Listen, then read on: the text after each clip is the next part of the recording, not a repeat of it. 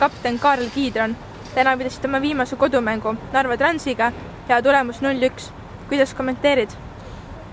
Noh, mängupilt iseenesest oli nagu normaalne, et nemad küll hoidsid rohkem palli, aga 100% võimalusi nagu neil väga palju ei olnud, et noh, ma ei tea, mulle ei meenu hetkel ühtegi, aga noh, meeskonna klassi näitab see, et tekib üks võimalus ja selle nad kasutavad ära ja jällegi meie poolt 0 punkti tabelis ja nendele 3, et kahju on, kui sellised mänge niimoodi kaotada.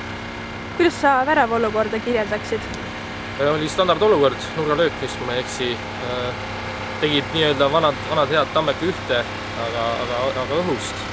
Ehk siis, et 2 meest jätsid palli läbi ja 3. lõi otse õhust sisse ja noh, nende poolt väga hästi mängitud see, aga samas ka ei saa ka öelda, et nagu sellist asja ei saa takistada, et nagu ühelt poolt meie poolt halvasti tehtud, nende poolt hästi ja sealt see värav tuli.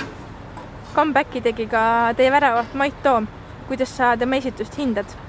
No Mait on väga hea väravas, aga noh, eks esimene mäng üle pika aja, üle pool hooaega on väljas olnud, et eks ikka natukene on rabe või ei ole seda enesekindlust nii palju, et juhendada mehi aga üldjoontes ikka mängis väga hästi, tõi mõned ilusad löögid välja meid ja hoidis meid nagu pinna peal, aga noh, mängu lõpus igal inimesel võib natuke mingi hetk nagu see klõps käia ja nagu üle keeda ja tema keeski üle, aga noh, mis seal ikka, et selliseid asju juhtub.